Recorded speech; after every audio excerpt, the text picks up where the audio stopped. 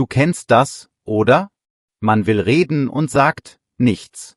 Mit 50 einfachen Sätzen kannst du heute jedes Gespräch starten und am Laufen halten. Im Café, bei Meetups oder auf der Arbeit, auf A2-Niveau. Genau. Du lernst, wie du natürlich beginnst, gute Fragen stellst, freundlich reagierst und elegant beendest. Also, los geht's, damit du dich gleich sicherer fühlst. Hey und hallo zusammen. Schön, dass ihr da seid. Wenn du das später üben willst, die ganze Lektion ist auf Vokabli. So, fangen wir direkt an, ohne lang drumrum zu reden. Also, erstes Problem vieler Anfänger. Man denkt, man braucht ein großes Thema. Aber nee, einfache Fragen reichen total. Offene Fragen sind besser als Ja-Nein-Fragen, weil die andere Person mehr erzählt. Ja, voll. Lass uns gleich mit Startsätzen beginnen, so richtig praktisch. Ich sag mal die ersten 5, und du ergänzt, okay? Klar. Nummer 1. Hi, ich bin. Nummer 2. Wie heißt du? Nummer 3. Schön, dich kennenzulernen. Nummer 4. Woher kommst du? Nummer 5. Wohnst du hier in der Nähe? Sehr gut. Und weiter geht's, Nummer 6. Was machst du beruflich? Nummer 7. Und was machst du gern in deiner Freizeit? Nummer 8. Wie war dein Tag? Nummer 9. Warst du schon mal hier? Nummer 10. Hast du einen Tipp für? Diese 10 Sätze sind, ja, wie ein kleiner Schlüsselbund. Du kannst fast jede Tür damit öffnen. Und sie sind kurz, freundlich und klingen normal, nicht wie aus dem Lehrbuch. Total. Viele denken, sie brauchen Mega-Wissen. Aber nein, mit solchen Fragen startet man gut. Und dann, kommt der wichtige Teil, nachfragen und reagieren. Bevor wir tiefer gehen, machen wir ein kleines Rollenspiel, ja? Situation. Du bist neu in einem Café und siehst jemanden mit einem interessanten Buch. Du willst locker sprechen. Okay, ich bin die Leserin. Und du sprichst mich an. Los! Hi, ich bin Tim. Schön, dich kennenzulernen. Das Buch sieht spannend aus. Wie ist es? Hey, ich bin Julia. Freut mich. Ja, das Buch ist gut, ein bisschen langsam, aber interessant. Klingt gut. Und seit wann liest du das schon? Ich suche grad neue Tipps. Seit einer Woche ungefähr. Wenn du magst, ich kann dir nachher den Titel aufschreiben. Oh, das ist nett, danke. Und sag mal, liest du lieber zu Hause oder hier im Café? Hier, eindeutig. Da bin ich halt fokussierter. Zu Hause lenkt mich einfach alles ab. Versti. War schön, mit dir zu reden. Bis bald. Ja, bis bald. Und viel Spaß beim Lesen. So, das war kurz, aber echt. Du hörst da Start, Nachfragen, Reaktion und ein freundliches Ende. Genau das brauchst du. Und man merkt, keine komplizierten Wörter, nur klare Sätze und kleine Füllwörter wie ja, also, halt. Das macht es weich und natürlich. Gehen wir weiter mit Reaktionen, also kleinen Antwortbausteinen. Die zeigen Interesse und halten das Gespräch warm. Ich gebe mal 10 Reaktionssätze, okay? Einfach nachsprechen, wenn du willst. Nummer 11, verstehe. Nummer 12, echt? Nummer 13, ach, cool. Nummer 14, klingt gut. Nummer 15, das ist interessant. Und weiter, Nummer 16, oh wow, echt spannend. Nummer 17, kein Problem. Nummer 18, alles gut. Nummer 19, ich kenne das Nummer 20, das glaube ich dir. Diese kleinen Sätze sind Gold. Sie sind kurz, aber nett, und die andere Person fühlt sich gehört. Das ist super wichtig, ja? Jetzt kommen Nachfragen, damit es nicht stockt. Also Sätze, die tiefer gehen, aber immer noch leicht sind. Ich fang an, Nummer 21, erzähl mal mehr. Nummer 22, wie meinst du das? Nummer 23, seit wann machst du das? Nummer 24, warum gerade? Und dann, Nummer 25, was gefällt dir daran? Nummer 26, hast du heute noch was vor? Nummer 27, kennst du hier gute Cafés? Nummer 28, hast du ein Lieblingsessen? Noch zwei, Nummer 29, wie oft machst du das? Nummer 30, mit wem machst du das meistens? Das sind so richtige Gesprächsverlängerer, oder? Ja, total. Und weißt du, viele Anfänger frieren ein, weil sie denken, ich hab kein Thema. Aber mit diesen Fragen hast du immer etwas zu sagen. Genau. Ein Redditor meinte mal, er dachte, er braucht mega Wissen. Dann war's still und super komisch. Mit einfachen Fragen lief es später plötzlich richtig gut. Kleiner Tipp noch. Offene Fragen starten oft mit wie, was, warum, seit wann. So kommt mehr Antwort als nur Ja oder Nein. Klingt simpel, ist aber mächtig. Bevor wir zur Klärungssprache kommen, ganz kurz was Praktisches. Wenn du online liest, nutz ein Pop-up-Wörterbuch im Browser. Du klickst, siehst sofort die Bedeutung und bleibst im Flow. Sehr guter Tipp. So, jetzt Klärungssätze, falls du etwas nicht verstehst. Das ist normal, also keine Scham. Ich leg los, Nummer 31, wie sagt man das auf Deutsch? Nummer 32, kannst du das bitte wiederholen? Nummer 33, meinst du? Und weiter, Nummer 34, ich bin mir nicht sicher, ob ich es verstehe. Nummer 35, sprichst du ein bisschen langsamer, bitte? Nummer 36, was bedeutet? Noch drei, Nummer 37, ich kenne das Wort nicht. Nummer 38, schreibst du mir das mal? Nummer 39, habe ich das richtig verstanden? Und die Nummer 40, genau so? Das ist so eine kleine Bestätigung. Ja, passt das so? Hammer! Mit diesen Sätzen bleibst du im Gespräch, auch wenn du hängst. Du wirkst offen, nicht verloren. Kurzer Test, Julia, für alle zum Mitmachen. Was ist eine offene Frage? Und gib ein Beispiel, bitte. Okay, offene Frage heißt, die Person kann frei erzählen, nicht nur Ja oder Nein. Beispiel: Wie war dein Tag? Oder, warum lernst du Deutsch? Genau.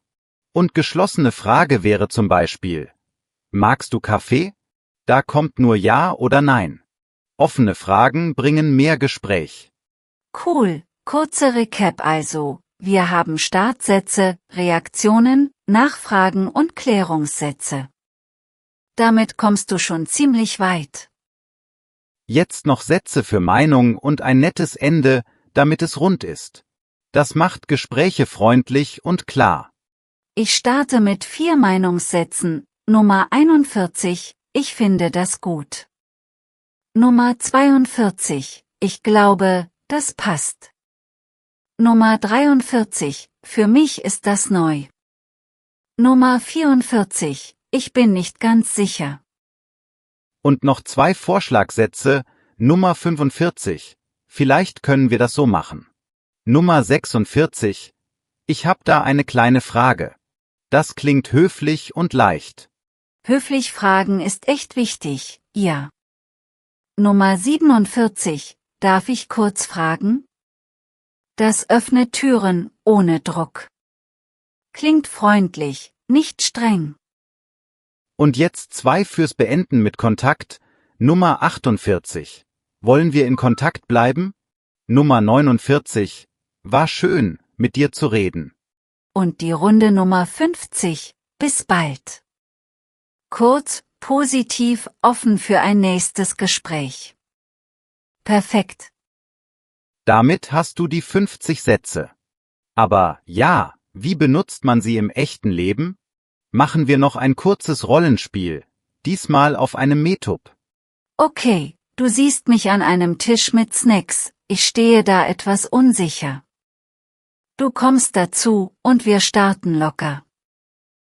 Hi, ich bin Tim. Wie heißt du? Warst du schon mal hier auf dem Metub? Hey, ich bin Julia. Nee, heute zum ersten Mal. Ein bisschen nervös, aber neugierig. Ich kenne das. Klingt gut, dass du's probierst. Und was machst du beruflich, wenn ich fragen darf? Ich arbeite im Design. Und du? Lernst du einfach so gern Sprachen, oder brauchst du's für den Job? Beides, ehrlich gesagt. Was gefällt dir am Design am meisten? Die Mischung aus Ideen und Praxis. Seit wann lernst du denn Deutsch? Seit 2 Jahren. Ich bin nicht ganz sicher bei Grammatik, aber naja, es geht. Erzähl mal mehr von deinen Projekten, wenn du magst. Klar. Ich mach grad was für eine kleine GmbH. Wenn du willst, zeig ich dir später Bilder. ACH cool. Und, sprichst du noch andere Sprachen? Ein bisschen Spanisch. Aber, wie sagt man ein Pitch Deck auf Deutsch? Ich vergesse das immer. Gute Frage, viele sagen einfach Präsentation. Schreibst du mir das mal? Dann merk ich es mir auch. Mach ich. War schön, mit dir zu reden. Wollen wir in Kontakt bleiben? Sehr gern. Bis bald. Siehst du, das war ganz natürlich. Wir hatten Start, Reaktion, offene Fragen, kleine Klärung und einen netten Abschluss. Ja, und null Druck. Wichtig ist, dass du freundlich schaust, nickst und kleine Pausen lässt. Das gibt Raum zum Reden. Noch ein Tipp gegen dieses Einfrieren. Halte 3 Starter im Kopf, so eine kleine Liste. Zum Beispiel, wie war dein Tag?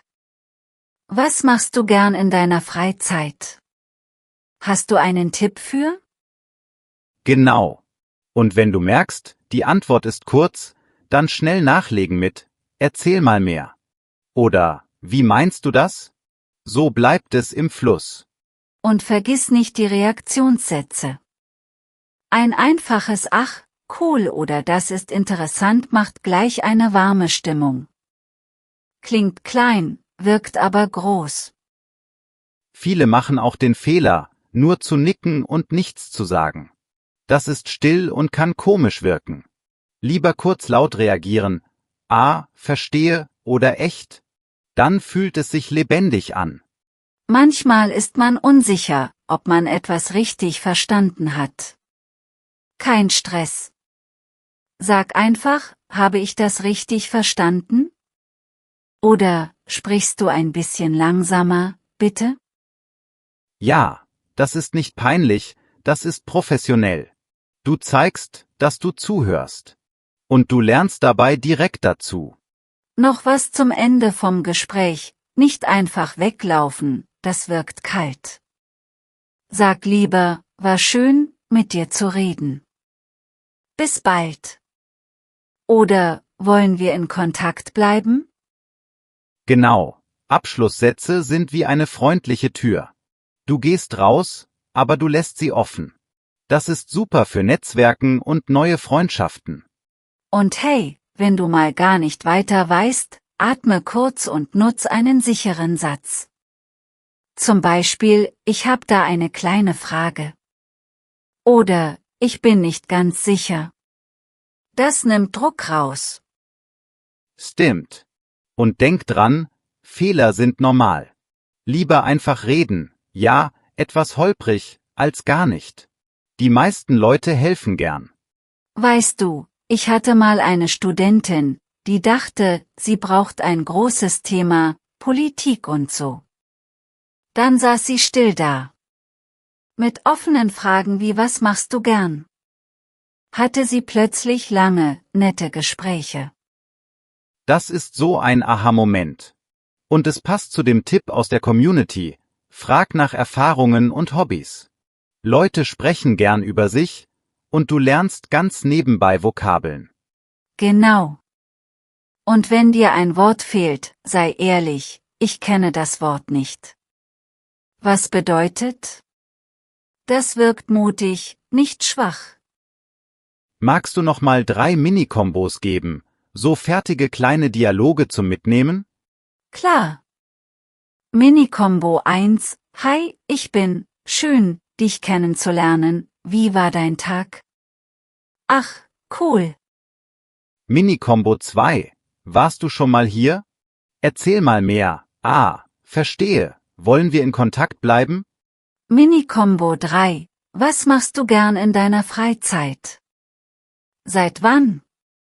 Was gefällt dir daran? War schön, mit dir zu reden. Bis bald. Sehr gut. Schreib dir eine Kombo auf eine Karte oder ins Handy.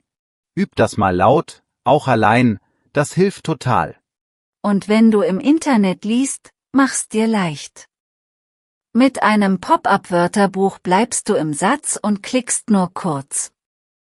So verlierst du den Faden nicht. Bevor wir schließen, eine Frage an dich, damit wir dich besser kennen. Welche 2 dieser Sätze benutzt du diese Woche ganz bewusst und in welcher Situation?